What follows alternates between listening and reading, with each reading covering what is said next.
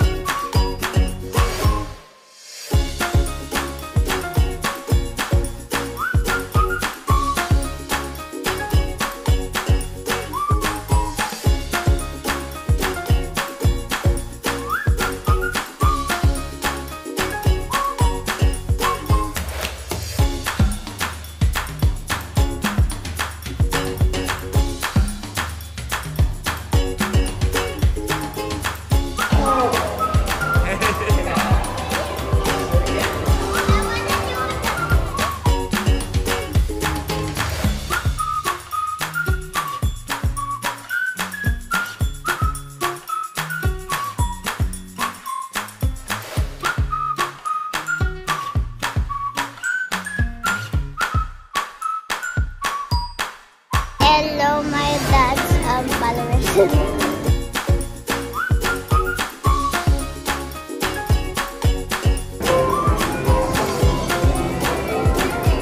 Yay! Go, Astrid! Wow! Go, go! Oh, jump, jump! Wow! Go, go, go! Jump one more! Yay! Amir! Hi, classmate! Kagagaling lang po namin ng Team Lab. And ito, kararating lang po namin dito sa hotel. At ang pag-uusapan natin, your vibe, create your own reality. And isa lang din ang napansin ko habang nandun kami, syempre, kung ano yung pinagpo-focusan ko, ano ang tinitingnan ko, yun ang nagiging mundo ko at nagiging reality ko. Kaya dapat maintindihan natin, classmate, na hindi lang tayo nandito sa mundo para mabuhay, para makisabay. Nandito din tayo sa mundong to para mag-create tayo ng sarili natin na gusto ng mundo. Topic number 1, your energy is your frequency. And dapat ma-realize po natin, classmate, na parang sa mundo natin, syempre pag nasa high vibration ka, nandun ka sa gratitude state, nandun ka sa inspired ka, nandun ka sa masaya, and pag nandun ka naman sa tinatag na low vibratory level or low vibration, nandun ka syempre sa malungkot ka, tinatamad ka, hindi ka ginaganahan. And ang naiisip natin syempre, yung pagiging malungkot or pagiging masaya is laging nagko-control siya outside factor. Na we're thinking na minsan masaya ka pag birthday mo, masaya ka pag nakuha mo yung gusto mo, masaya ka pag maganda yung mga nangyayari sa'yo. And what if ma-realize natin, classmate, na kaya ka lang magiging masaya kasi decision mo gusto mo maging masaya. Na lagi ko nga itong sinasabi sa akin, pag kinukumusta ako, kumusta ka, I choose to say, I'm good. I have the best day for today. Kasi ikaw naman magbibigay ng meaning because of that. Sana ma-realize natin na we are, kasi nasasabi ito lagi na minsan parang masama na we are a creator. Diba? Kasi sinasabi natin, ang creator lang is yung nasa taas, yung Panginoon natin. But on reality, we are also a co-creator of this world. Kasi ang dami rin naman natin nagawa na, don't get me wrong, pero kung perfect na yung pagkakagawa lang sa mundo to, di sana wala nang mga binago, di sana wala nang road na ginawa, sana walang building na tinayo, sana walang mga upuan na inimbento, mga lamesang inimbento, pero ginawa siya for us to have a better life. Then, ang gusto ko pong ma-realize mo, classmate, na kung ano man ang nangyayari sa'yo ngayon, it will never define who you are unless you let it define who you are. Ibig sabihin, kahit parang akala mo hindi maganda mga nangyayari sa'yo, what if palitan mo ang meaning niyan? What if yung failure palitan mo ng learning? What if yung betrayal palitan mo ng learning ulit na mas natutunan mo makilala yung mga taong nakapalibot sa'yo? What if yung bad day mo palitan mo ng yun ang magdi-define ng next na mas magiging maganda yung araw mo kasi hindi naman pwedeng magkakaroon ka ng comparison kung walang pinanggagalingan, di ba? Kaya hindi naman magkakaroon ka ng best day kung hindi ka nagkaroon ng good day. Hindi ka rin magkakaroon ng good day kung hindi ka nagkakaroon ng bad day. Ibig sabihin, interconnected lahat ng nangyayari sa atin. Kaya we need to be happy. Lagi ko nga sinasabi na always remember this. Kung ilang taon ka naman nabubuhay sa mundong to, ang dami mo ng pinagdaanan, and yet, kinaya mo pa rin. I know, ang emotion natin nagpa-fluctuate kasi nagkakaroon siya ng cycle. May mga moment na sobra kang saya, may mga moment na hindi ka naman masaya, may moment na halos nakuha mo lahat, at may mga moment naman na halos hindi mo nakuha yung mga gusto mo. Pero, marirealize natin na ang pinaka-importante pa rin sa lahat is ituloy-tuloy mo lang. Kasi kahit gaano man kahaba ang gabi, liliwanag pa rin yan. Kung ano man ang pinagdadaanan mo ngayon, ituloy-tuloy mo lang, sigurado ko, malalagpasan mo rin yan. At sa ating number 2, you don't attract what you want, you attract who you are. And hindi naman pwede classmate na gusto natin maging successful sa life, pero ang ugali natin, ang galaw natin is pang loser. Hindi ka magkakaroon ng mga loyal na tao kung lagi kang insecure sa sarili mo. Kaya dapat maintindihan natin, classmate, na nasa atin ang pagbabago. Nasa atin kailangan magsimula lahat before magbago ang reality natin, na lagi ko itong sinasabi at paulit-ulit ko itong sinasabi na our reality is just an illusion because ang reality ng kada tao is magkakaiba.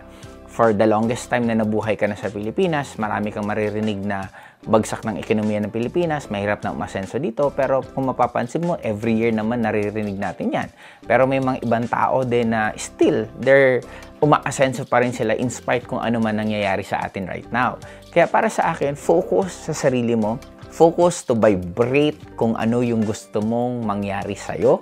If you want an abundance, dapat ikaw mismo magsisimula sa yung abundant mentality na dapat you need to be happy on everything na nangyayari sa'yo. Kung marami kang gastusin, you need to be happy kasi it is already practicing you to level up para mas malaki ang kinikita mo, para pagdating ng oras, mas malayo ang marating mo sa buhay. In short, walang magiging mali sa taong tama ang pag-i-interpret niya ng lahat ng nangyayari sa kanya, at wala naman magiging tama sa taong lahat ng ini-interpret niya is mali para sa kanya bakit siya nangyayari. Kaya for me, classmate, you vibrate kung ano yung gusto mong mangyari sa'yo. At sa ating number 3, syempre, protect and project your vibe. Number 1, we need to protect kasi kung sino yung madalas nating kasama, nahahawa tayo sa kanila. Isa to sa lagi kong ina-example kasi sa amin po, classmate, meron kami mga tinatawag na hub. Ito yung mga magkakaibang mga grupo na minsan nagsasama-sama sa isang apartment or sa isang condo na tumitira sila.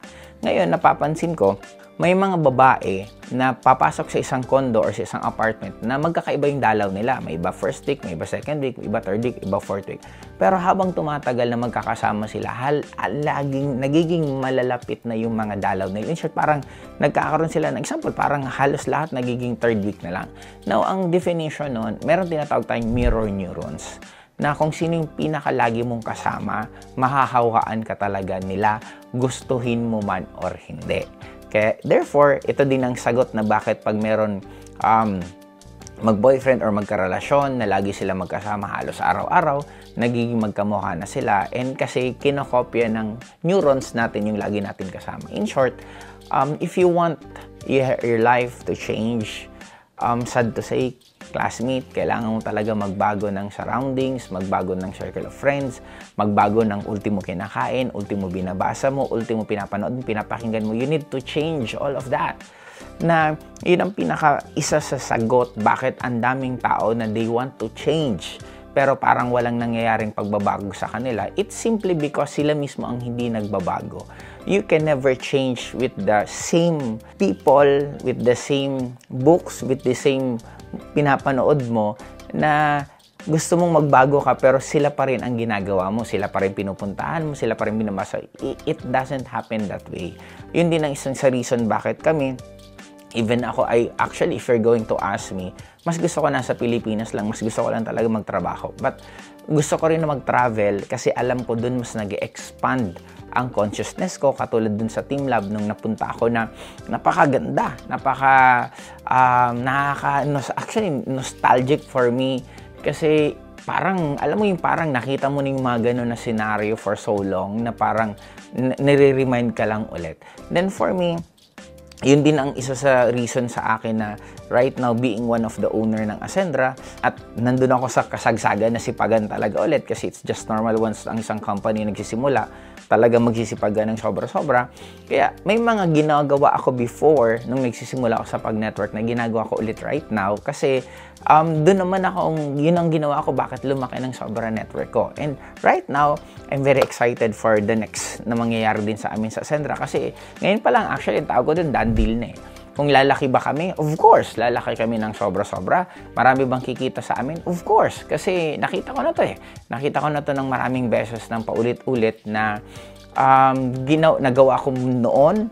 I'm sure kayang-kaya ko siyang ulitin. Kung nagawa ko nga siya before na distributor lang po ako, what more ngayon na distributor na ako at the same time owner pa ako, mas lalong magagawa ko siya. Kaya sa inyo classmate, dapat bago kayo makarating dun sa gusto nyong pangarap nyo, ngayon pa lang po makarating na kayo. Kaya after nitong video ko, meron akong task sa inyo na have a silent moment sa life mo. Dumalaw ka dun sa future na ikaw. Dumalaw ka dun sa future na buhay na gusto mo. Pwede kang pumunta sa isang lugar sa bahay nyo or kung may puntahan ka na tahimik lang and you could close your eyes. Kung pwede kang makinig ng certain music na mas nag-slow siya, na mga music. Ako dati pinapakinggan ko mga Hemizinc. I-search po Hemizinc na mga music. Pwedeng pakinggan nyo siya. I-load down nyo lang volume. Then i-visualize nyo. I-visualize nyo na nandun ka na mismo sa pangarap mo. Kung kaya mong detalyado, di ba? Parang imaginein mo, successful ka na sa life, nakatira ka na dun sa bahay na gusto mo, alam mo kung ilang floors, alam mo kung saan yung kwarto mo, ano yung kulay ng kwarto mo, gaano kalamig habang inoon mo yung aircon, may CR ka ba sa kwarto mo, may bathtub ka, i-detailed mo. I-detalye mo na ikaw mismo yung ma-excite, i-detalyado mo ng sobrang na ikaw mismo kinikilabutan. Kasi sa mundo natin, classmate, sa totoo lang, ang pinakamagiging edge mo sa lahat is dapat maging detalyado ka mangarap. Kasi napakaraming tao, if we're going to ask them anong pangarap nila, sobrang na uutal-utal sila kasi hindi man lang nila magawang pangarapin yung gusto nila kasi nga, they believe na hindi naman nila ma-achieve. And therefore, babalik pa lang tayo dun sa yung reality mo is who you are. It's what you're projecting eh. The moment na hindi mo man lang mapinangarap, hindi mo man lang masabi, di ba? Minsan takot kasi tayong pagtawanan or minsan meron consciousness na tinuturo na dapat wag natin banggitin masyado yung pangarap natin. And for me, there's nothing wrong about it na mabanggit mo man or na visualize mo palagi sa sarili mo. Point ko ha, banggitin mo rin to sa mga taong close mo or sa mga taong alam mong pwede ka nilang suportahan. Medyo hindi rin to maganda kasi pag binanggit mo naman to sa kapangkalahatan, lalo na hindi ganun kalakas ang energy mo, baka may mga taong naiinggit sa'yo nang isipin nila is opposite. Kaya mas maganda, i-open up mo to sa mga taong gusto mo or mga taong may tiwala ka. Pag medyo wala ka pang ganun, i-open up mo lang sa sarili mo. Talk to yourself. Ang pinaka-greatest fan mo will always be yourself. Talk to yourself, i-visualize mo kung ano yung gusto mo na kahit mag-isa ka lang na tumatawa, mag-isa kang kinikilig, there's nothing wrong about it. Ang importante, makarating po kayo dun sa pangarap po ninyo at balik-balikan nyo na lang siya paulit-ulit the moment na na-down ka, the moment na parang you feel that you want to give up already sa mga pangarap na ginagawa mo, bumalik ka lang dun. Balik ka ulit dun. Pagbalik mo, visualize mo ulit yung bahay mo, pumunta ka dun sa kwarto mo, tapos i-on mo yung aircon, maligo ka, mag-bathtub ka, then habang nananamnam mo yung init ng water, tapos naaamoy mong sabon, tapos na iikita mo yung sarili mo na nasasabi yung buti na lang talaga, pinaglaban ko pa rin pangarap ko. Buti na lang talaga hanggang ngayon, hindi ako gumibap. Then after that, if you feel good, bumalik ka na naman ulit sa present time mo, hustle ka naman ulit, trabahuin mo naman ulit yung mga pangarap mo habang tinatrabaho. Siyempre, mauubusan ka ulit ng energy, ma-down ka naman. Pag down ka, balik ka naman ulit dun sa bahay mo. Then, lipat ka naman. Pagkatapos mo sa kwarto mo maligo, kumain ka naman. Habang pinagsisilbihan ka ng mga katulong mo, pinagluluto ka ng favorite food mo, habang ninanam mo yung pagkain na pangarap mo na sobrang paborito mo, tapos bigla naman naisip mo sa sarili mo, buti na lang talaga, tinuloy ko to.